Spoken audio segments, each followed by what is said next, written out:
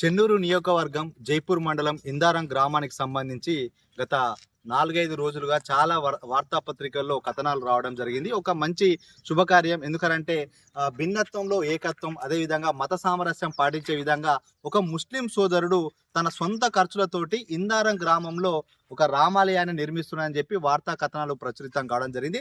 దానికి చాలా మంది ఇది ఎక్కడ, అసలు నిజంగానేనా, మరి ఇది ఎక్కడ ఉంది, మాకు కొంచెం చూపించడానికి చాలా మంది కామెంట్ రూపంలో మమ్మల్ని అడగడం జరిగింది.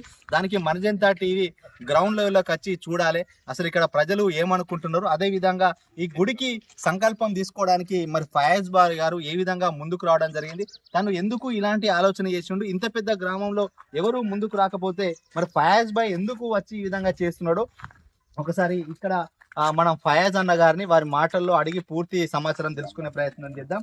నమస్తే బాయ్.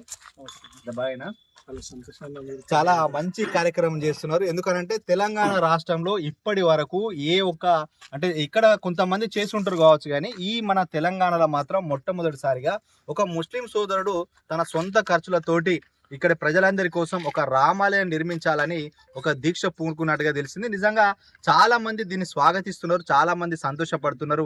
ఎందుకనంటే వాళ్ళ దానికి వాళ్ళు చేసుకోవడానికే కొందరు ముందుకు రారు. ఎందుకనంటే జకాత్ అనేది ఉంటుంది, 2% అనేది ఉంటుంది. అయినప్పటికీ ముస్లిం మసీల కోసమే ఆలోచించకుండా ఈ హిందువులకు సంబంధించిన దేవాలయానికి ఇంత పెద్ద ఖర్చు పెట్టి ముందుకు వస్తున్నాడు అంటే కొంత ఆలోచన చేస్తున్నారు. అసలు మీకు ఎందుకు ఈ ఆలోచన కలిగింది?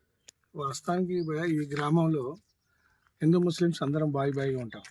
వాస్తవానికి ఇక్కడ ఉన్న సుమారు 22 కులాలు ఉంటాయి. అందరం వరుసలు పిలుచుకుంటాం. అంటే ఎస్సీ మాదిగ కాడ నుంచి ఇక్కడ అయ్యగారులు, ఇప్పుడు ఇక్కడ అయ్యగారు పూజ చేసే కార్యక్రమం కూడా ఆయన కూడా నాకు బాబు లెక్క ఉంటాం మేము.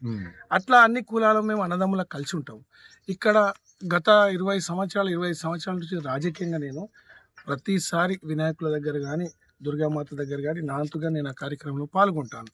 హిందువుల ప్రతి కార్యక్రమంలో అంటే ఆనందమైన కార్యక్రమమే కాదు, ఏదైనా పేదవారు చనిపోయినా నేను అక్కడ దగ్గరుండి నాంతుగా నేను ఉంటాను. అట్లానే ఇది దొరగారిపల్లెలో గత 20 సంవత్సరాల నుంచి దొరగారిపల్లెలో ప్రజల కళ. సుమారు ఇక్కడ 1000 ఓటర్లు ఉంటారు. ఈ దొరగారిపల్లెలో 3 వార్డులు ఉంటాయి.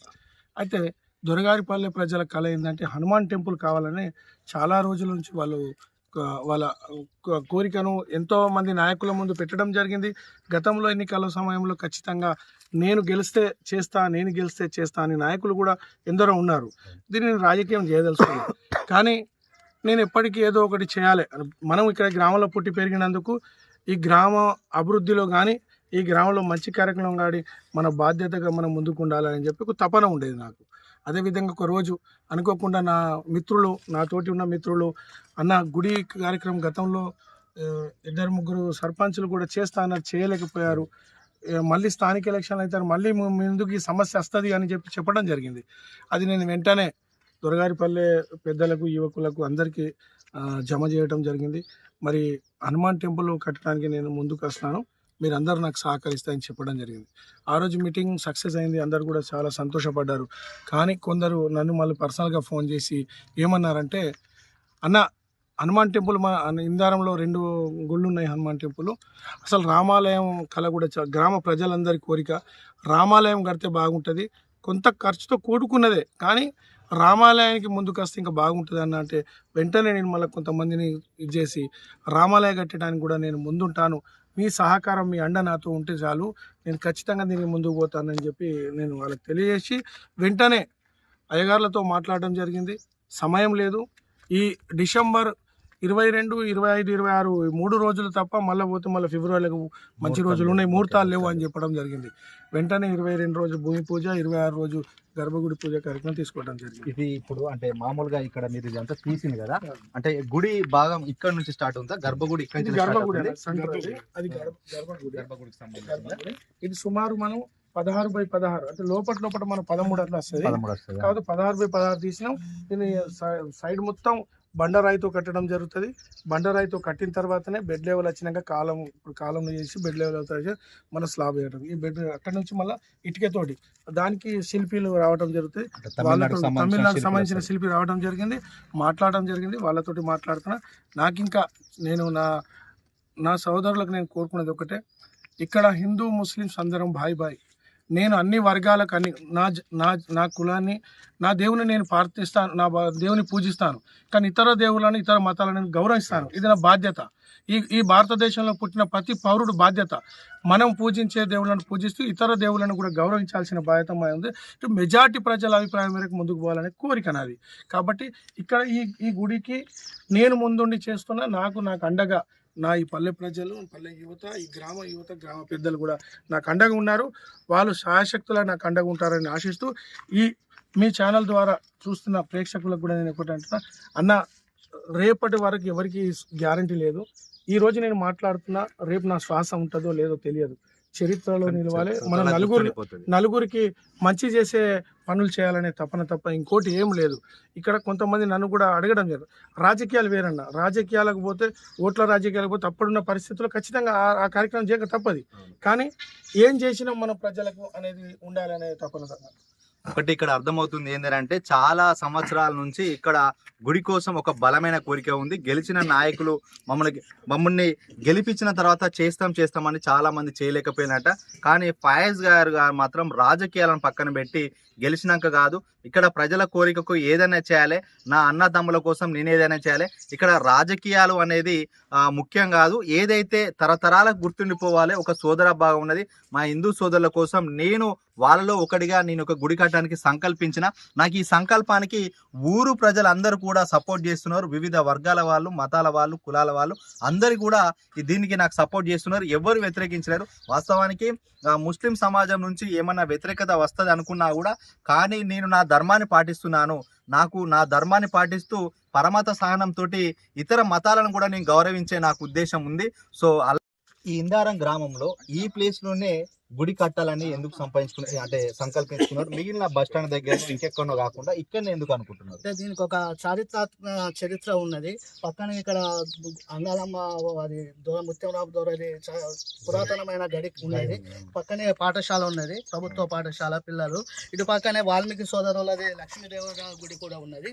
ఇవన్నీ ఈ మధ్యలో ఈ రాములవారి గుడి కూడా ఉంటే ఆధ్యాత్మిక శోభ, మళ్ళీ ఒక పర్యాటక సంబంధించింది కూడా ఇక్కడ ఉంటది అని మేమందరం భావించి ఈ స్థలాన్ని ఎన్నుకోవడం జరిగింది. సో మొత్తానికైతే ఇక్కడ గుడి నిర్మాణం జరగటం పాటు ఒక విధంగా అక్కడ ఎప్పుడో దొరల టైంలో ఉన్న గడిని కూడా ఒక ప్రాచుర్యం సంతరించుకోబోతుంది. పక్కనే బడి ఉంది, ఇక్కడ గడి ఉంది. ఇక్కడ గుడి ఉంటే బాగుంటుంది, బడి దగ్గరే గుడి ఉండాలని చెప్పి ఒక మంచిగా ఈ యొక్క గడి దగ్గర ఉన్న ఈ యొక్క ప్లేస్ ను తీసుకొని సంకల్పం చేసినట్టుగా ఇక్కడ గ్రామస్తులు తెలియజేస్తున్నారు. వాస్తవానికి ఎక్కడైనా బడి ఉంటుంది, గుడి ఉంటుంది, కానీ ఇక్కడ వీళ్ళకి ఇంకొక గడి కూడా ఉన్నది. ఎందుకంటే దానికి కూడా చారిత్రక ప్రాధాన్యం ఉన్నది. సంబంధించిన ఈ గ్రామంలో రామాలయం గురించి మీరు ఎప్పుడన్నా ప్రయత్నం చేసినా కట్టాలని ప్రజలందరూ అనుకున్నారా? మేము రామాలయం అనుకోలేదు. ఫస్ట్ హనుమాన్ టెంపుల్ అనుకున్నాం. ఓకే, అనుకోకుండా రామాలయానికి మళ్ళీ అందరం. మరి ఇక్కడ ఫయాజ్ భాయ్ గారు తన సొంత ఖర్చులతో ముందుకు వచ్చినప్పుడు మీకు ఏ విధంగా అనిపించింది? అరే మనం ఇంతమంది ఉన్నాం, మనం చేయలేకపోయినాం. ఫయాజ్ అన్న ముందుకు వచ్చిన సందర్భంగా మీకు ఎట్లా అనిపించింది? మాకు చాలా సంతోషంగా ఉందా? ఎవరైనా ఏమైనా వ్యతిరేకిస్తున్నారా? ఆయన ఎందుకు కడుతున్నారు, మనం కదా కట్టుకోవాల్సింది, మనం కదా చేసుకోవాల్సింది అంటూ ఇప్పటి వరకు వ్యతిరేకత లేదు. మొత్తానికి అయితే అందరు స్వాగతించారు. సో ఫయాజ్ భాయ్ చేసేది మంచి పని కాబట్టి ఊరందరూ ఫయాజ్ భాయ్ కి సపోర్ట్ చేస్తున్నారు. ఓకే, చాలా సంతోషంగా ఉందా? సంతోషంగా. ఖచ్చితంగా ఈ గుడి నిర్మాణం పూర్తి అవుతుంది అని చెప్పి మీకైతే బలమైన నమ్మకం అయితే అంటే మన చెన్నూరు నియోజకవర్గంలో ఇందారం గ్రామంలో ఇక్కడ దాదాపు ఒక 1000 నుంచి 1500 వరకు జనాభా ఉన్నది. మీకు ఎప్పుడు ఆలోచన రాలేదా అంటే ఈ యొక్క గుడి కట్టుకోవాలనేది? మాకు ఇంతకుముందు ఆలోచన వచ్చింది. ఇంతకుముందు వేసిన ప్రజాప్రతినిధులు కూడా సర్పంచులు మేము కట్టిస్తామని హామీ ఇచ్చారు. వాళ్ళు హామీ నెరవేర్చలేదు. ఫయాజ్ భాయ్ గారు మా కలిసి అన్న ఇట్లా హనుమాన్ టెంపుల్ కావాలంటే సరే భయ్ నేను ముందుండి కట్టిస్తా అన్నాడు. ఊరి ప్రజలు కూడా అందరు కలిసి ఊళ్ళో రామాలయం లేదు, రామాలయం కట్టిస్తే చాలా బాగుంటుంది అనే హనుమాన్ ఉంటాడు అన్న వల్ల సరే దానికైనా ముందుకు వచ్చి కట్టిస్తా హామీ ఇచ్చిండు. హామీ ఇచ్చి చాలా సంతోషం. మరి ఫయాజ్ భాయ్ కి మీ సపోర్ట్ ఉన్నదా? ఊరంతా సపోర్ట్ ఊరంతా సపోర్ట్ ఉన్నది. సో దీనికి సంబంధించిన ఈ ప్లేస్ కూడా ఇవ్వడం జరిగిందా గ్రామస్తులే? వాస్తవానికి ఏంటంటే దొరగారిపల్లి అంటే ముత్యంరావు దొరకు సంబంధించిన ల్యాండ్. ఈ దొరగారిపల్లి మొత్తం వాళ్ళకి సంబంధించిన ల్యాండ్. అంటే దీంట్లో పట్టా ల్యాండ్ ఉంది, ఆబాది ల్యాండ్ ఉంది, అంతా వాళ్ళకి సంబంధించిన ల్యాండ్స్ ఉంది. అంటే దొరగారిపల్లి ఇప్పుడు ఉన్న ల్యాండ్స్ కూడా వాళ్ళకి సంబంధించినవి కాబట్టి ఈ ల్యాండ్స్ కూడా ఆబాది ల్యాండ్స్ సంబంధించి దొరగారికి హ్యాండ్ ఓవర్లో ఉంది.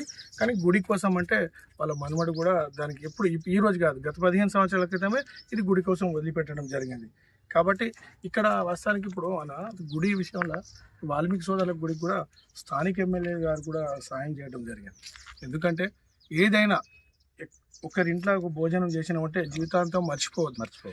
అది వాల్మీకి సోదరులు కష్టపడి వాళ్ళు కాలమ్స్ లాగా వేసుకున్నారు. స్లాబ్ లెవెల్ వాళ్ళకి ఇబ్బంది అయితే నా ద్వారా నేను కొంతమంది మా వాల్మీకి సోదరులు కలిసి ఎమ్మెల్యే గారికి తెలియజేయగానే ఎమ్మెల్యే గారు ఆ రోజు అడగంగానే ఒక 50,000 రూపాయలు ఇవ్వడం జరిగింది.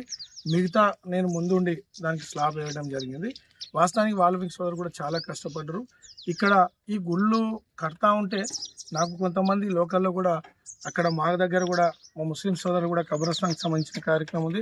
అది కూడా కబ్రస్థాన్ ఎమ్మెల్యే గారి దృష్టికి తీసుకొని పోవడం జరిగింది. అది పెద్ద మొత్తంలో జరుగుతుంది కాబట్టి దాన్ని కూడా సార్ సానుకూలంగా స్పందించడం జరిగింది. అదేవిధంగా ఇక్కడ కిచెన్స్ కూడా మా సోదరులు ఉన్నారు. వాళ్ళు కూడా వాళ్ళకి సంబంధించిన కిచెన్స్ గుడి చర్చి కట్టడం జరుగుతుంది. ఆ చర్చికి కూడా ఖచ్చితంగా నా అంతు సాయం ఉంటుంది. మరి స్థానిక ఎమ్మెల్యే గారి సహకారం కూడా ఉంటుంది. గ్రామంలో అభివృద్ధితో సహా అన్ని కులాల దేవుళ్ళకు కూడా ఖచ్చితంగా మా సహకారంతో మా ఎమ్మెల్యే గారి ఆశీర్వాదం మా ఎమ్మెల్యే గారి సహకారం కూడా ఉంటుందని చెప్పి నేను మనస్ఫూర్తిగా కోరుకుంటున్నాను. సో ఇది ఇందారం గ్రామంలో చూసినట్లయితే ఫయాజ్ బాయ్ గారు సంకల్పం చేసుకున్నారు. ఒక్క హిందువులకే కాదు, హిందువులకు ఇంతకుముందు లక్ష్మీదేవర గుడికి సంబంధించి వాల్మీకి సోదరులకు కూడా తను అదేవిధంగా ఇక్కడ నియోజకవర్గంలో ఉన్న చెన్నూరు ఎమ్మెల్యే వివేక్ వెంకట స్వామి గారి యొక్క సహకారంతో దానికి సపోర్ట్ చేసిన, అదేవిధంగా గుడికి సొంత ఖర్చుతో చేస్తున్నారు. చాలా మంది ఫయాజ్ బాయ్ దగ్గరికి వచ్చాడుతున్నారంట. ఇక్కడ మా క్రిస్టియన్కి సంబంధించి చర్చ్ కానీ అదేవిధంగా ప్రభుత్వంతో మాట్లాడి కబ్రస్థాన్ గురించి ఏమని చెప్పినారు. సో మొత్తానికైతే ఈ యొక్క ఇందారం గ్రామానికి ఒక పెద్దన్న పాత్ర ఫయాజ్ బాయ్ పోషిస్తున్నాడు అనడంలో ఎలాంటి సందేహం లేదు. సో మొత్తానికైతే అటు ముస్లింలకు సంబంధించిన మసీదు కానీ కబరస్థాన్ విషయంలో కానీ హిందువులకు సంబంధించి ఇప్పుడు స్వయంగా కట్టిస్తున్న యొక్క రామాలయం కానీ ఇంతకుముందు వాల్మీకి సోదరులకు అక్కడ లక్ష్మీదేవరకు సంబంధించిన గుడులు కానీ మొత్తానికైతే ఈ ఊరు సస్యశ్యామలంగా ఉండాలి, ఈ ఊరికి ఒక చారిత్రక ప్రాధాన్యం ఉండాలి.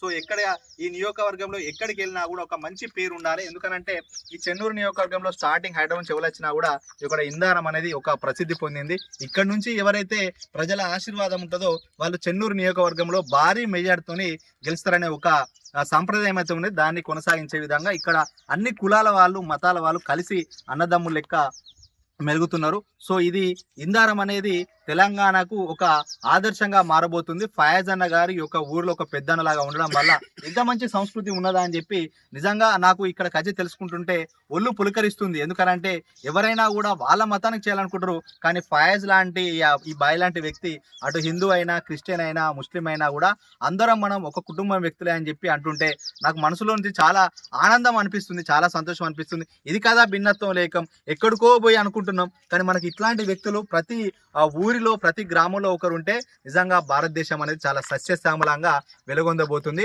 సో మొత్తానికి మన జనతా టీవీ తరఫున ఇక్కడ ఇందారం గ్రామ ప్రజల కోసం కష్టపడుతున్న ఫయాజ్ అన్న గారికి హృదయపూర్వకంగా శుభాకాంక్షలు తెలియజేస్తూ ఈ గుడి నిర్మాణం పూర్తి అయిన తర్వాత మళ్ళీ ఖచ్చితంగా అన్న దగ్గరికి వచ్చి దీనికి సంబంధించి మళ్ళీ వార్తా కథనం ప్రచారం చేయడం జరుగుతుంది.